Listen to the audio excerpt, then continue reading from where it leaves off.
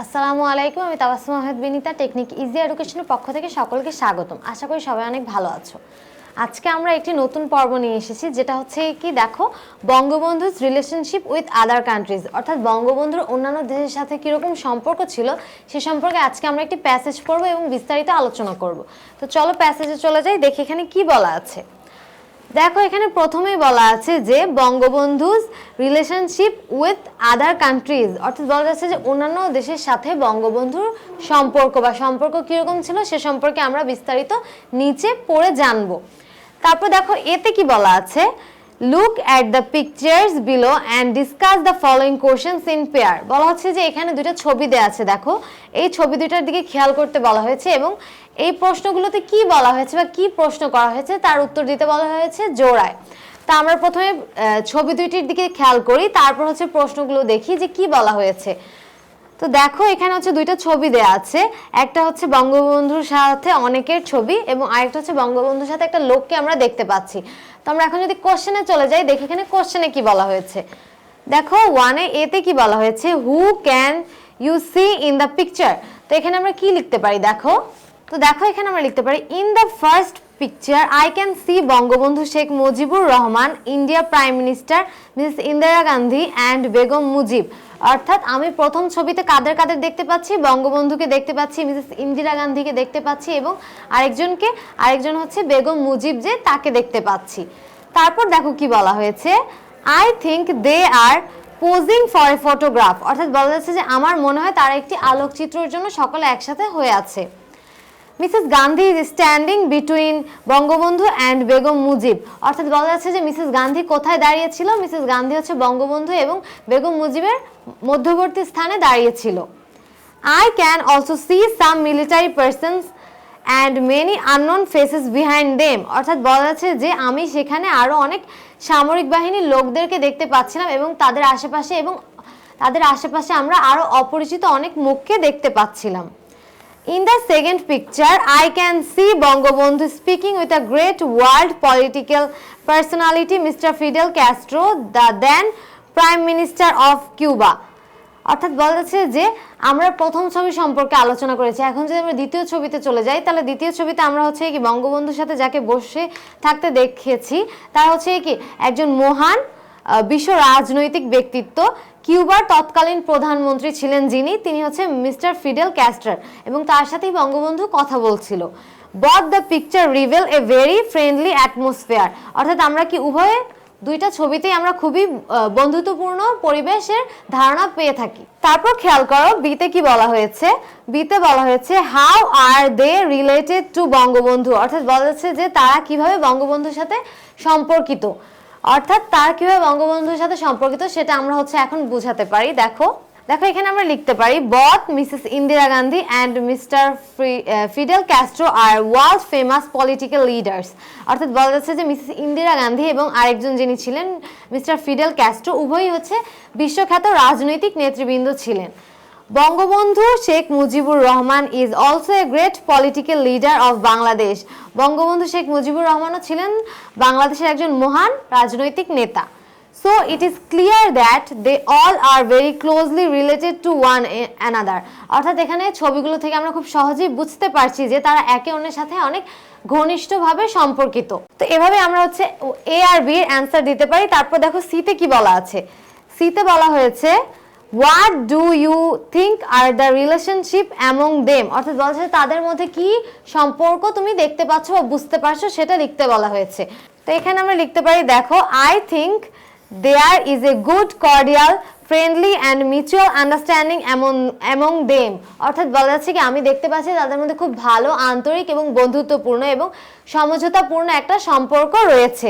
এখানে গুড মানে আমরা ভালো জানি, কর্ডিয়াল হচ্ছে আন্তরিক, ফ্রেন্ডলি মানে বন্ধুত্ব এবং মিউচুয়াল আন্ডারস্ট্যান্ডিং বলতে বোঝানো হয়েছে নিজেদের মধ্যে সমঝোতাপূর্ণ একটা সম্পর্কের কথা। তো এভাবেই হচ্ছে কি আমরা ছবির সাথে খেয়াল করে জোড়ায় এ বি সি তিনটা প্রশ্নের উত্তর দিতে পারি। আশা করি তোমরা তিনটা প্রশ্নের উত্তর বুঝতে পেরেছো। তো দেখো আমরা যদি এখন প্যাসেজে চলে যাই, প্যাসেজে কি বলা আছে, বিতে বলা আছে রিড দ্য টেক্সট, অর্থাৎ এখানে প্যাসেজটি বা পাঠটি আমাদের পড়তে বলা হয়েছে। তারপর খেয়াল করো কি বলা হয়েছে, I have not seen the Himalayas but I have seen Sheikh Mujib, অর্থাৎ বলা হচ্ছে আমি হিমালয় দেখিনি কিন্তু আমি শেখ মুজিবকে দেখেছি। In personality and in courage this man is the Himalayas, অর্থাৎ বলা যাচ্ছে যে ব্যক্তিত্বে এবং সাহসে এই লোকটি হিমালয়ের মতোই। I have thus had the experience of witnessing the Himalayas, said Fidel Castro, the then Prime Minister of Cuba in 1973. অর্থাৎ বলা যাচ্ছে যে এভাবেই আমি হিমালয়কে দেখার অভিজ্ঞতা অর্জন করেছি। 1973 সালে কিউবার তৎকালীন প্রধানমন্ত্রী ফিডেল ক্যাস্ট্রো বঙ্গবন্ধুর সাথে প্রথম সাক্ষাতে একথা বলেছিলেন। When he first met Bangabandhu, অর্থাৎ বলা যাচ্ছে কি বঙ্গবন্ধুর সাথে যখন তার প্রথম দেখা হয়েছিল তখন সে কথা বলেছিলেন কে?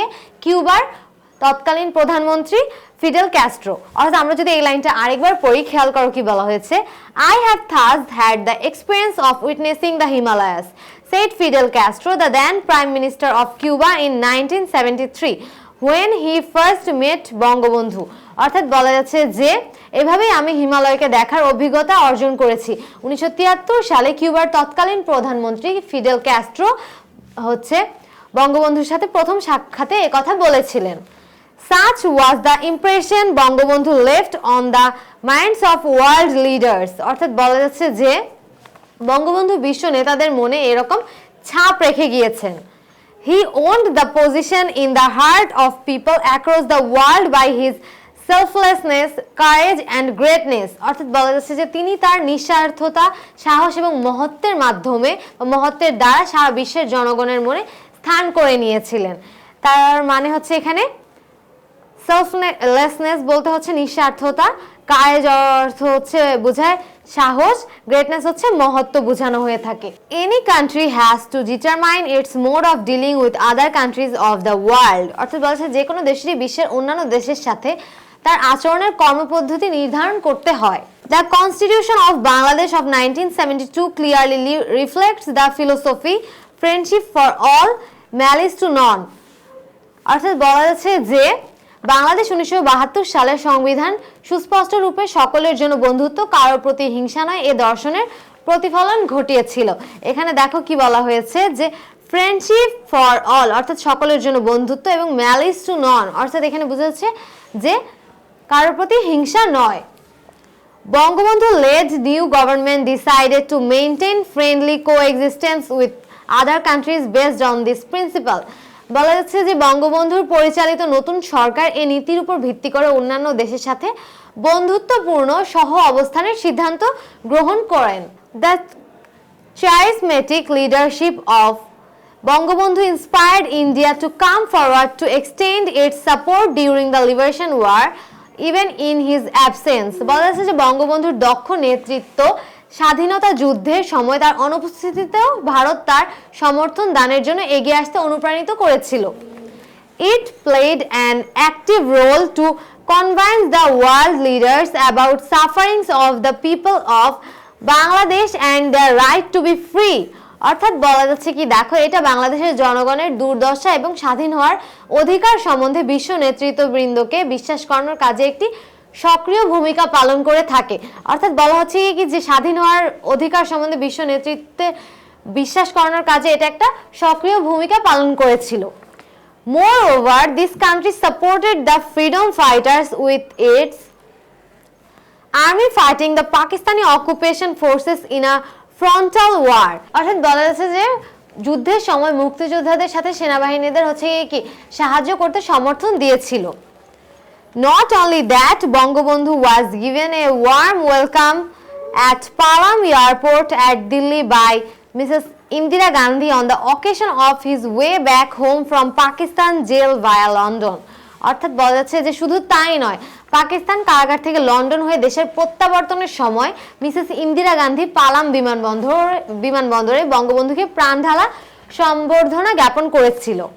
However, Bangabandhu's farsightedness, courage and mental strength were evident in his query to Indian Prime Minister when she would withdraw her army from Bangladesh, অর্থাৎ বলা যাচ্ছে কি যে যাই হোক কখন তিনি তার সেনাবাহিনীকে বাংলাদেশ থেকে প্রত্যাহার করবেন ভারতীয় প্রধানমন্ত্রীকে এই প্রশ্নের মধ্যে দিয়ে বন্ধুর দূরদর্শিতা, সাহস এবং মানসিক শক্তির প্রতীয়মান হয়েছিল। Mrs Gandhi soon replied, "Any time when you wish", অর্থাৎ বলা যাচ্ছে কি মিসেস গান্ধী সহসা তখন হচ্ছে উত্তর দিয়েছিলেন যে কোনো সময় যখন আপনি ইচ্ছা করবেন বা যখন আপনি চাইবেন।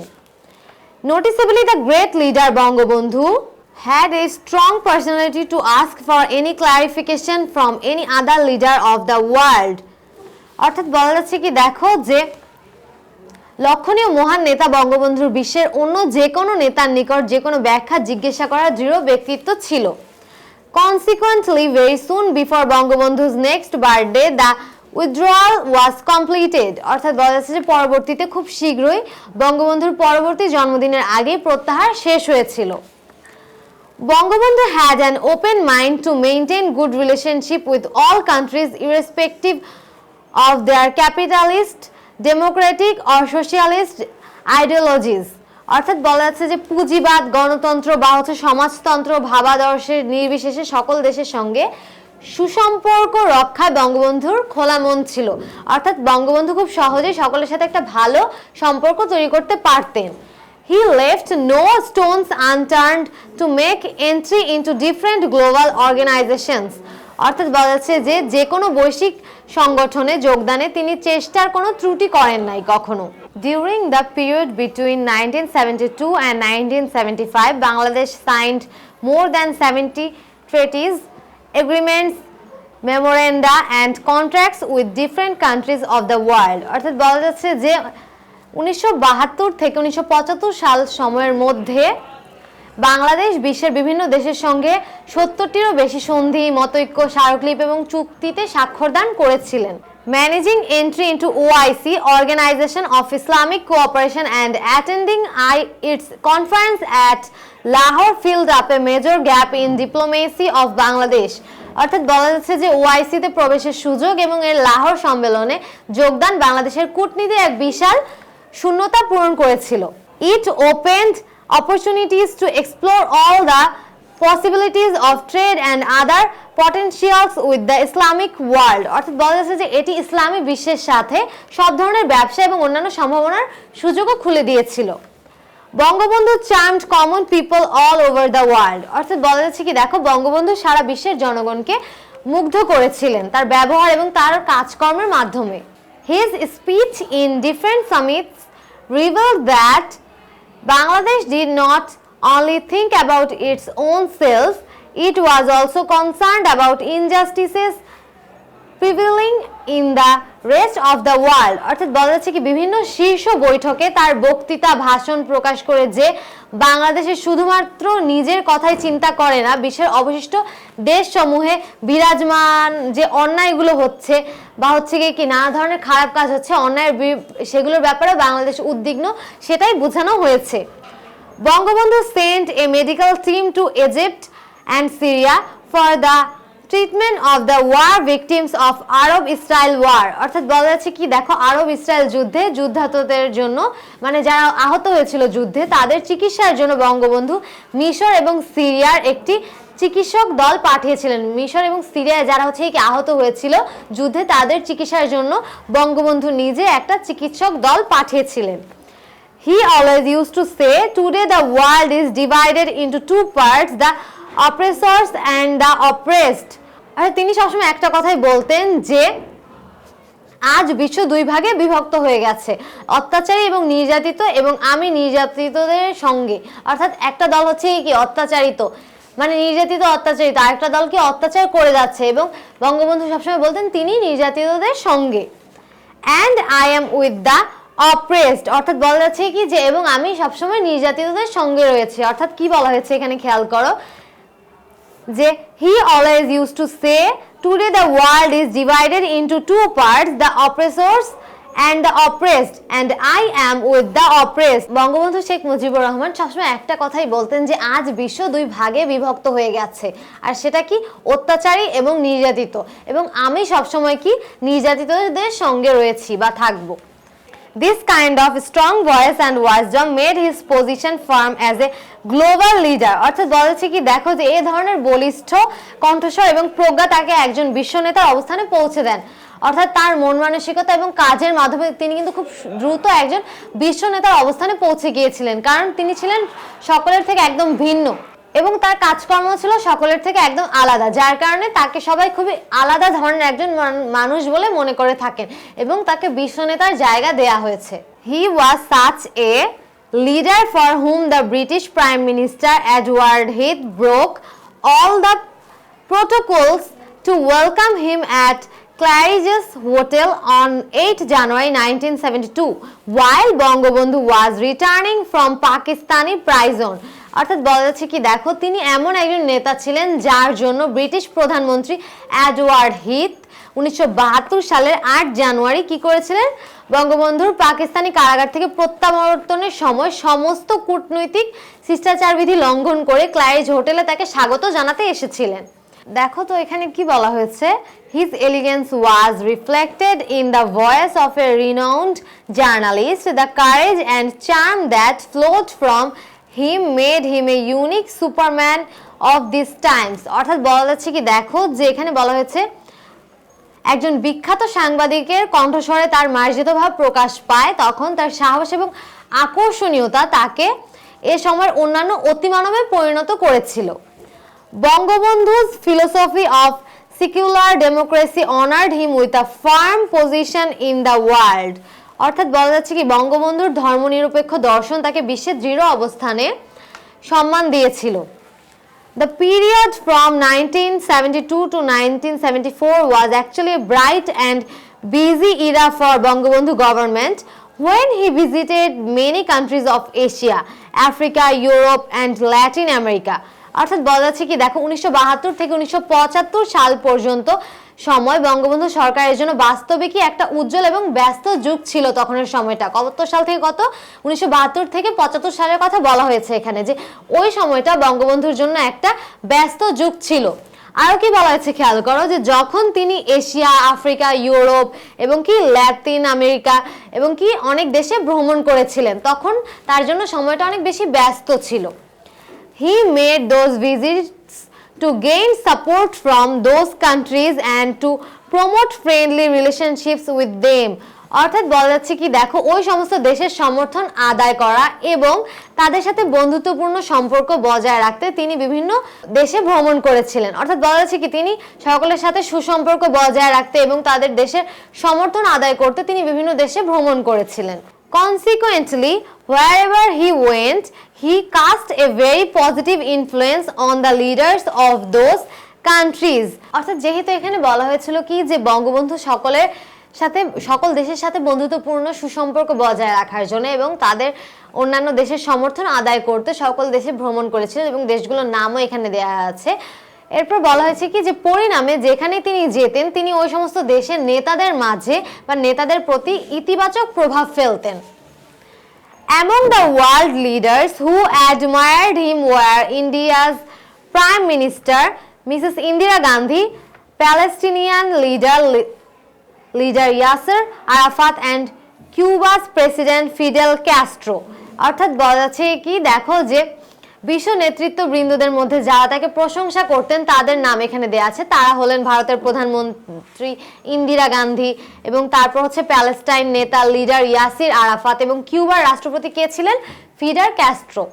এরা হচ্ছে কি তার সম্পর্কে অনেক বেশি প্রশংসা করতেন।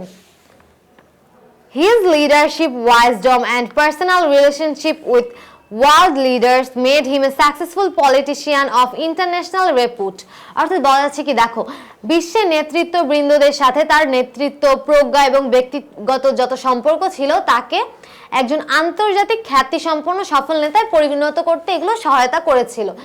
অর্থাৎ কি এই ছিল আমাদের প্যাসেজ, যেটা কি সম্পর্কে ছিল মেইনলি, যেটা ছিল হচ্ছে বঙ্গবন্ধুর অন্যান্য দেশের সাথে সম্পর্ক তার সাথে কিরকম ছিল অন্যান্য দেশে, সে সম্পর্কে আমাদের এখানে একটা প্যাসেজ ছিল যেটা আমরা পড়েছি। আশা করি তোমরা প্যাসেজটা ভালোভাবে বুঝতে পেরেছো। এখানে আমরা আগের পর্বে বঙ্গবন্ধু সম্পর্কে অনেকগুলো প্যাসেজ পড়েছি, তোমরা যদি আগের পর্বগুলো দেখো খেয়াল করো তাহলে বুঝতে পারবে।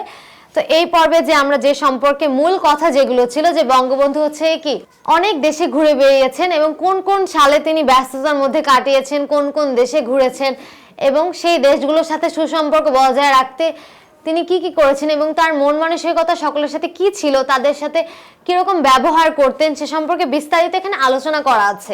এবং খেয়াল করলে দেখা যাবে যে বঙ্গবন্ধু যেই দেশে গিয়েছেন সকল নেতাদের মাঝে একটা ইতিবাচক প্রভাব ফেলেছেন এবং তার সম্পর্কে কিছু বিশেষ দেশের নেতারাও কি ভালো ভালো বিশেষ দেশের নেতারা বলো বা প্রধানমন্ত্রীরা বলো একটা ভালো ভালো প্রশংসা করেছেন এবং তাদের নামও কিন্তু সর্বশেষে প্যাসেজে দেয়া রয়েছে। ইন্দিরা গান্ধী ছিলেন, তারপর ইয়াসির আরাফাত ছিলেন এবং ফিডেল ক্যাস্ট্রোর কথাও এখানে বলা হয়েছে। অর্থাৎ সব কথার শেষ কথা এটাই বলা যায় যে বঙ্গবন্ধুর থেকে শেখার মতো অনেক কিছু রয়েছে। তার মন মানসিকতা এবং তার কাজের ধরন একদম ভিন্ন ছিল এবং তার এসব কাজের জন্যই কিন্তু তিনি একজন আন্তর্জাতিক খ্যাতিসম্পন্ন সফল নেতায় খুব দ্রুত পরিণত হয়েছিলেন। তো এই ছিল আমাদের আজকের আলোচনা এবং প্যাসেজ, আশা করি তোমরা বুঝতে পেরেছো। তো আমাদের আজকের এই পর্ব এই পর্যন্তই ছিল। আগামী পর্ব দেখার জন্য সকলকে আমন্ত্রণ রইল।